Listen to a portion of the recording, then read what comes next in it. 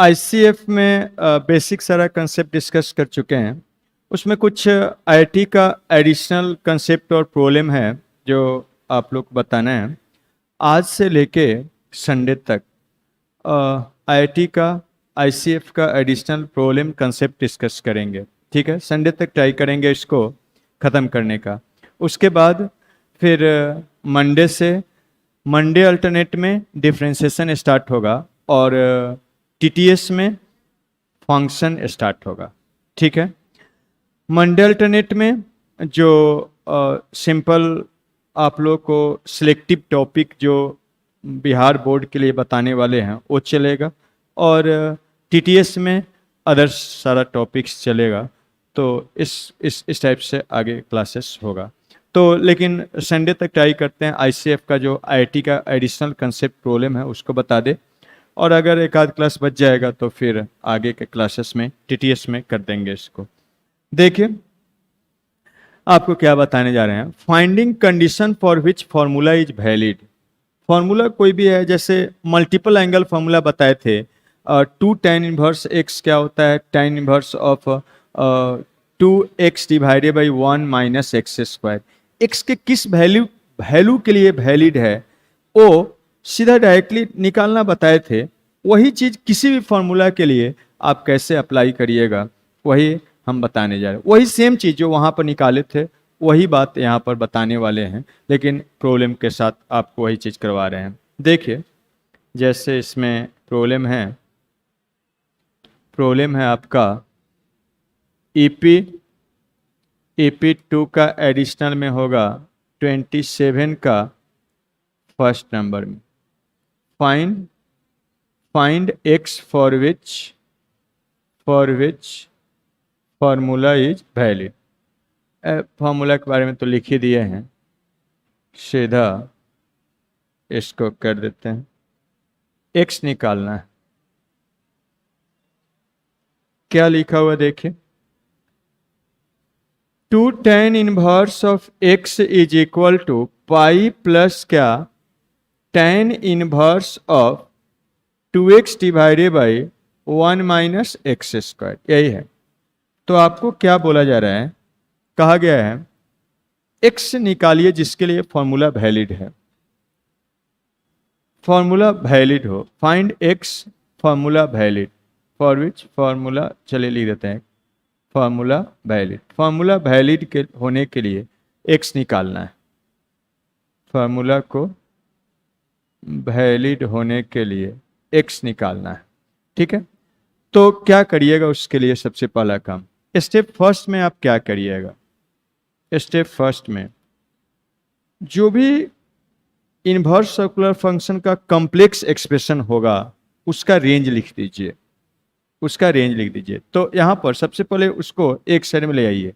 tan inverse of क्या, 2 of x divided by 1 minus x square और is equal to क्या लिख सकते हैं इसको, तो माइनस पाई प्लस क्या 2 times of tan inverse of क्या x, यहीं से x निकाल लीजिए। तो सबसे पहले आपको लिख देना है right range of complex expression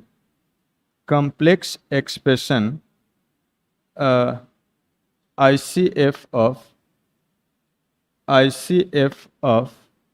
complex expression जो कंटेन कर रहा है उसका रेंज लिख दीजिए। तो इसी का रेंज लिखना है।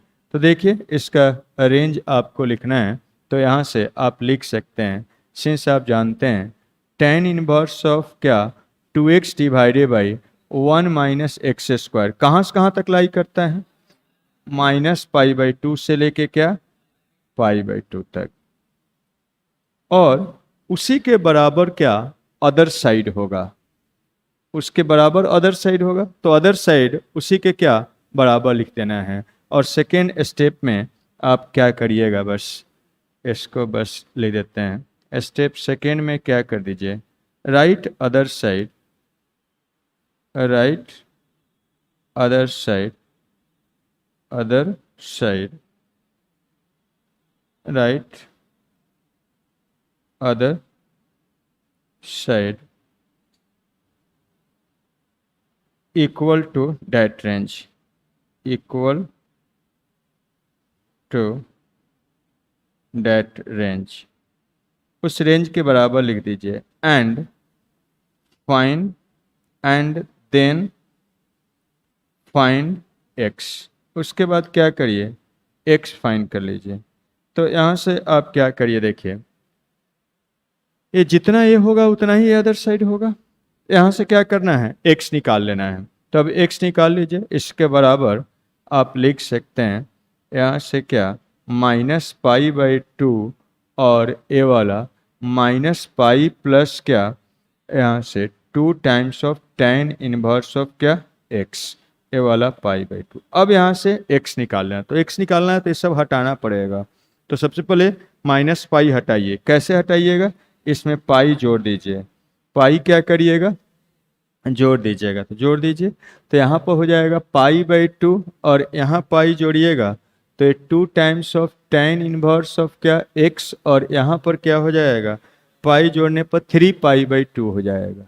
ठीक है, 2 टाइम्स ऑफ tan इनवर्स हो गया। अब 2 से डिवाइड, x निकालना है, 2 से डिवाइड कर दीजिए तो ये π/4 हो जाएगा।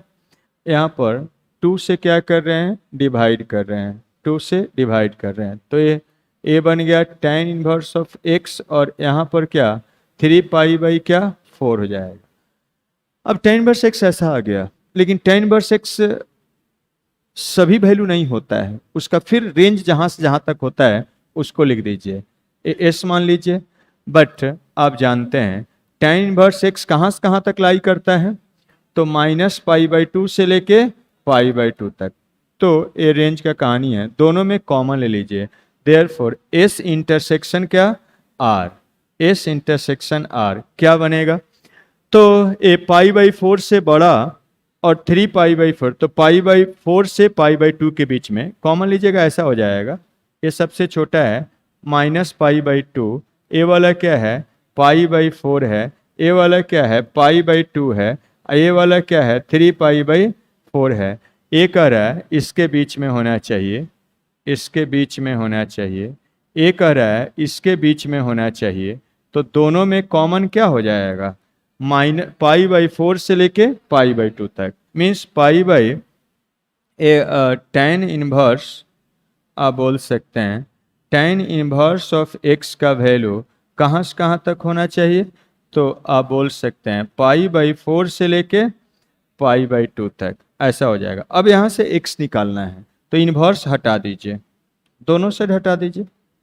यही चीज़ सीधा आपको जब मल्टीपल एंगल फॉर्मूला बता रहे थे तो सीधा बोले थे अच्छा जो भी इनवर्स सर्कल निकाल लीजिएगा, एंगल है तो tan इनवर्स है तो tan का वैल्यू, इधर भी tan का वैल्यू लिख दीजिए और छोटा से बड़ा के बीच में डायरेक्ट लिख दीजिए। लेकिन वही चीज़ है, आप इसको हटाते हैं तो ये किस में चला जाता है, आपका ट्रिमेटिक फंक्शन में चला जाएगा, x हो जाएगा। यहाँ पर क्या ए tan ऑफ क्या π/2 हो जाएगा। इंक्रीजिंग फंक्शन होता है, इनइक्वालिटी का डायरेक्शन चेंज नहीं होता है। Increasing function decreasing function concept है, डिक्रीजिंग होगा तो डायरेक्शन क्या हो जाएगा, ये चेंज हो जाएगा, इनइक्वालिटी का डायरेक्शन चेंज हो जाएगा। ए वाला क्या बनेगा 1 और ए इन्फिनिटी आपका हो जाएगा, मीन्स x के इसी वैल्यू के लिए क्या होगा, ये फार्मूला वैलिड होगा। तो ये फार्मूला तभी वैलिड, आप ऐसे जानते हैं कि 2 tan इनवर्स ऐसा होता है वो बेसिक के लिए, वो फार्मूला कब होता है, लेकिन इसी को ऐसे लिख सकते हैं, वो -1 से 1 के बीच में था, याद करिए थोड़ा सा। और ए जैसे ही 1 से एक तरह से इन्फिनिटी के बीच में होगा तो वो फार्मूला काम नहीं करेगा, आपको क्या करना पड़ेगा, उसमें पाई ऐड करना पड़ेगा। पाई ऐड करिएगा तब क्या होगा, 1 से इन्फिनिटी के बीच में होगा। और फिर उसी टाइप से -1 से छोटा के लिए अलग होगा। तो इस टाइप से कोई भी फार्मूला दिया हुआ है वो कब वैलिड है, इसी कंसेप्ट से आप निकाल सकते हैं। इसमें एक आध और हम बताएंगे, लेकिन एक कंसेप्ट है, इसमें ध्यान दीजिए। कभी भी कोई फंक्शन लेते हैं या हटाते हैं तो इंक्रीजिंग होता है तो डायरेक्शन चेंज नहीं होता है, और डिक्रीजिंग होता है तो डायरेक्शन चेंज जाता है। उसका कंसेप्ट हम लिख देते हैं, इसको लिखिए तब तक। देखिए हम एक कंसेप्ट यहाँ पर ऐड ऑन करेंगे। सबसे फर्स्ट है कि कभी भी अगर कोई फंक्शन का डीसी DC पॉजिटिव होता है फॉर x बिलोंग्स टू क्या A to B, then if ऐसा है then fx is increasing in x belongs to A to B। A से B के बीच में फंक्शन का DC अगर पॉजिटिव होता है तो इंक्रीजिंग होता है। सेकेंड देखिएगा, अगर उसका DC, फंक्शन का DC, ये सब ध्यान रखना है, पूरे मैथ्स में कैलकुलस में ज़रूरत पड़ेगा कंपटीशन के लिए विशेषकर। देन अगर मान लीजिए DC फंक्शन का निगेटिव है जिस इंटरवल में, उस इंटरवल में fx क्या होगा, fx is decreasing function decreasing in A to B, उसमें डिक्रीजिंग होगा। दूसरा बात देखिएगा, ऐसा है अगर कोई फंक्शन है fx is increasing, fx is increasing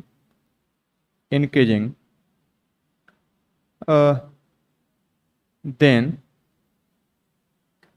ऐसा होता है तब कभी भी अगर x1 लेस देन x2 है तो फंक्शन अगर लीजिएगा या फंक्शन हटाइएगा, इनइक्वालिटी का डायरेक्शन चेंज नहीं होता है। यही कंसेप्ट यहाँ यूज किए हैं। फंक्शन tan इनवर्स इंक्रीजिंग होता है तो फंक्शन हटाए हैं तो इनइक्वालिटी का डायरेक्शन चेंज नहीं हुआ है। तो फंक्शन हटाइए या फंक्शन लीजिए, अगर इंक्रीजिंग होता है तो डायरेक्शन चेंज नहीं होता है। फोर्थ नंबर में अगर ऐसा होता है fx is decreasing function decreasing, then अगर x1 is less than x2 है तब फंक्शन लेते हैं या हटाते हैं, इनइक्वालिटी का डायरेक्शन क्या हो जाता है, change, greater than f of क्या x2 हो जाएगा, डायरेक्शन क्या हो जाएगा, चेंज हो जाएगा अगर फंक्शन क्या डिक्रीजिंग होगा। एक और बात ध्यान दीजिए, 6 इनवर्स सर्कुलर फंक्शन होता है, उस सभी में जो C से स्टार्ट होने वाला है वो डिक्रीजिंग फंक्शन होता है। उसका DC निकालिएगा तो निगेटिव होगा, अब DC आपको पढ़ना ही है। तो वहाँ पर आप देखेंगे तो जो C से स्टार्ट होने वाला है वो डिक्रीजिंग फंक्शन है और जो C से स्टार्ट होने वाला नहीं है वो इंक्रीजिंग फंक्शन है। तो C से कौन सा स्टार्ट होने वाला है, तो उसको पहले जो नहीं स्टार्ट होने वाला उसको लिखते हैं, sign inverse of x, tan inverse of x and sec inverse of x, sec inverse of x are increasing function, increasing in its domain। अपने डोमेन में वो क्या करता है, इंक्रीजिंग होता है। और जो C से स्टार्ट होने वाला है, सिंपल तरीका बता दिए याद रखने का, cos इनवर्स x और क्या cot इनवर्स ऑफ x और क्या cosec inverse x and cot inverse x, cot inverse x and cosec inverse of x are decreasing function decreasing in its domain। अपने डोमेन में वो क्या होता है, डिक्रीज करता है। सीधा याद रख सकते हैं आप, इस सबका DC निकालिएगा तो क्या होगा, निगेटिव होगा। उसी टाइप से आप ट्यूमेटिकल फंक्शन के लिए भी आप याद रख सकते हैं, साइन कॉस और क्या साइन, जो भी C से स्टार्ट होने वाला उसका DC क्या होता है, निगेटिव होता है, DC निगेटिव होता है। लेकिन वो क्वाड्रेंट पर डिपेंड करता है, किस क्वाड्रेंट में, फिर क्वाड्रेंट के अनुसार वो पॉजिटिव नेगेटिव कुछ भी हो सकता है, इसलिए उसको आप इंक्रीजिंग डिक्रीजिंग नहीं बोल सकते। लेकिन ऐसे याद रख सकते हैं जिस ट्यूमेटिकल फंक्शन का DC जो ट्यूमेटिकल फंक्शन C से स्टार्ट होता है उसका DC में क्या होता है, निगेटिव होता है, और जो C से नहीं स्टार्ट होता वो क्या होता है, पॉजिटिव होता है। वही चीज़ इसमें भी आता है, लेकिन वो अपने डोमेन में हमेशा पॉजिटिव होता है या निगेटिव होता है। जो इससे स्टार्ट होता है इंक्रीजिंग फंक्शन अपने डोमेन में होता है, C से स्टार्ट होने वाला क्या होता है, डिक्रीजिंग फंक्शन होता है। तो ये tan इनवर्स इंक्रीजिंग फंक्शन था, इसलिए फंक्शन हटाए हैं तो इनइक्वालिटी का डायरेक्शन चेंज नहीं हुआ। यही कॉस इनवर्स रहता तो हम लोग हटाते तो डायरेक्शन क्या करना पड़ता, चेंज करना पड़ता। और एक बात ध्यान रखिएगा, अब इस चैप्टर में अभी जो बता रहे हैं उसमें या आगे जो भी आप कंपटीशन के लिए जो स्पेशल टॉपिक केवल बिहार बोर्ड के लिए बता रहे हैं वो सब में नहीं पड़ेगा। इन कोई भी कंपटीशन के लिए टॉपिक्स आप पढ़ेंगे, जैसे हम फंक्शन स्टार्ट करेंगे, एओडी स्टार्ट करेंगे, जितना भी कंपटीशन के लिए कुछ भी आप पढ़ेंगे उसमें भर भर के इनइक्वालिटी आएगा, उसके बिना काम नहीं चलता है, पूरा जम के इनइक्वालिटी आएगा। तो उसका कंसेप्ट अच्छा होना जरूरी है। 11th में हम डिटेल्स में बताए हुए हैं। अगर आपको कहीं भी डाउट है, इफ बट है, तो आप यूट्यूब पर हम दिए हैं, उसके बिना काम नहीं चलने वाला है। नहीं तो आप हम बताएंगे आपको अच्छा ही नहीं लगेगा, मज़ा ही नहीं आएगा। जब मज़ा नहीं आएगा तो फिर आप किससे कनेक्ट नहीं करेंगे, पढ़ेंगे नहीं, तो कोई फ़ायदा नहीं होगा, पढ़ ही नहीं सकते हैं। इसलिए उसको डिटेल्स में हम बताए हुए हैं यूट्यूब पर, उसको ज़रूर देख लीजिए। ऐसे हम फंक्शन स्टार्ट करने से पहले उसका सारा फार्मूला को 1-2 क्लास में बस खाली रिवीजन करा देंगे, लेकिन डिटेल्स में आपको सारा हम दिए हुए हैं यूट्यूब पर, उसको ज़रूर देख लीजिए, समझ लीजिएगा, क्योंकि उसके बिना कैलकुलस पढ़ना मुश्किल है कंपटीशन के लिए, जान जाइएगा। हर जगह पर लाइन लाइन पर प्रॉब्लम में इनइक्वालिटी आ जाएगा, ये ध्यान रखिएगा। नहीं तो नहीं पढ़ सकते, पढ़ ही नहीं सकते हैं बिना इनइक्वालिटी का, ये बात ध्यान रखिएगा। चलिए आगे चलते हैं और एक आध क्वेश्चन बताते हैं आप।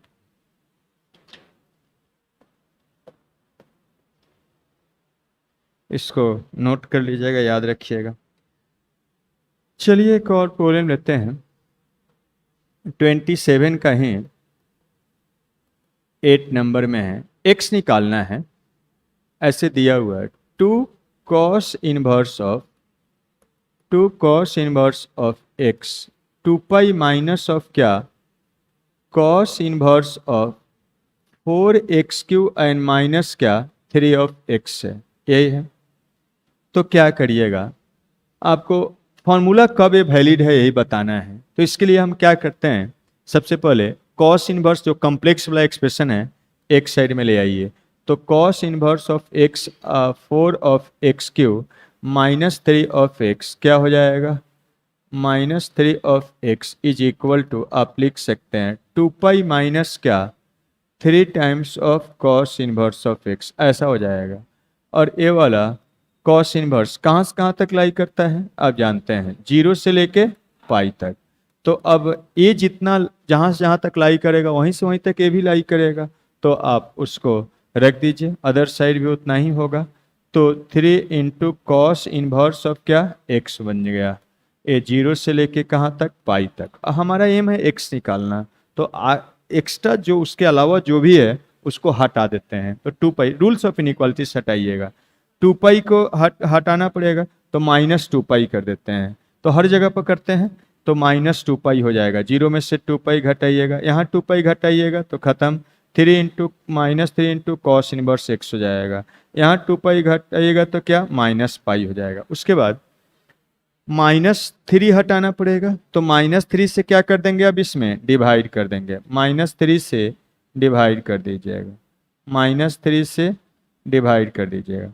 तो निगेटिव नंबर से डिवाइड करने से या मल्टीप्लाई करने से इनइक्वालिटी का डायरेक्शन चेंज आता है, जानते हैं आप लोग। इनइक्वालिटी से -3 खत्म, एक cos इनवर्स ऑफ x हो जाएगा, यहाँ पर क्या बनेगा π/3 हो जाएगा, ठीक है।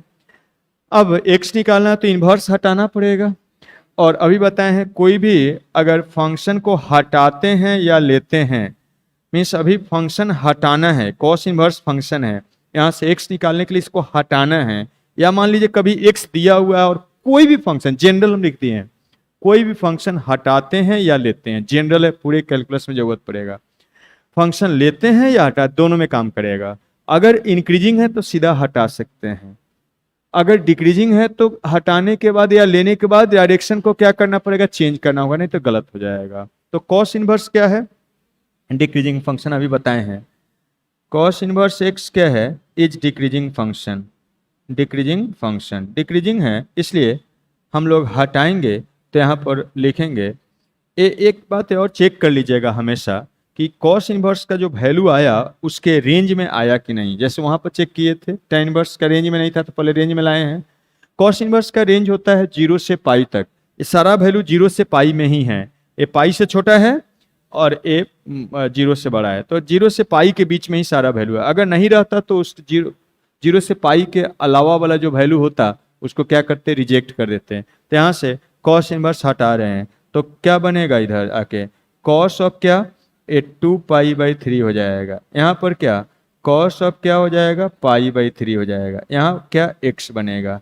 इसका वैल्यू आप जानते हैं, पाई माइनस पाई/3 मीन्स पाई/3 का वैल्यू 1/2 मीन्स -1/2 हो जाएगा, और ये वाला क्या, 1/2 हो जाएगा।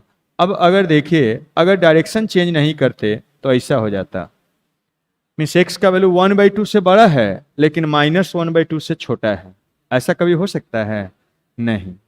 मीन्स आप -1/, छोटा से बड़ा के बीच में होता है, बड़ा से छोटा के बीच में नहीं कुछ होगा। तो इसलिए आप डायरेक्शन चेंज नहीं करिएगा तो गलत हो जाएगा। इसलिए सब चीज़ से हम सीधा डायरेक्ट आपको बता दिए थे, ये सब चीज़ नहीं बता के आसान सा तरीका बता दिए, लेकिन जनरल तरीका यही है, ऐसे ही सोचना रहता है। आपको बता दिए थे कि कोई फार्मूला लिखना है, याद करिए मल्टीपल एंगल फार्मूला में कॉस इनवर्स जैसे आया तो ये कॉस का हमको वैल्यू है एक तरह से, मीन्स थीटा निकालना है, तो इस पर वैल्यू निकाल लीजिएगा, इस पर, दोनों इन पर वैल्यू निकाल लीजिएगा और छोटा से बड़ा के बीच में लिख दीजिएगा। ऐसे ही बताए थे याद करने के लिए, सीधा डायरेक्टली वही चीज़ आएगा। यहाँ पर आप छोटा वाला ये है -12 और ये क्या है, बड़ा है, तो छोटा से बड़ा के बीच में लिख दीजिएगा। दोनों इन पर वैल्यू निकाल लेना है और छोटा से बड़ा के बीच में, इस सब चीज़ का चक्कर नहीं रहेगा। लेकिन ये जनरल तरीका ऐसे सोचा जाता है। तो लेकिन कॉस इनवर्स डिक्रीजिंग है तो डायरेक्शन को क्या करना पड़ेगा, चेंज करना पड़ेगा। तो यहाँ पर चेंज करिएगा तो क्या हो जाएगा, चेंज करिएगा तो क्या बनेगा, देखिए चेंज करके लिख लीजिए। ए वाला डायरेक्शन ऐसा हो जाएगा और ए भी क्या, ऐसा हो जाएगा, यहाँ से ऐसा हो जाएगा। इसी एक्स के लिए क्या करेगा, आपका ये फार्मूला वैलिड है, लाई करेगा। ठीक है, तो इस टाइप से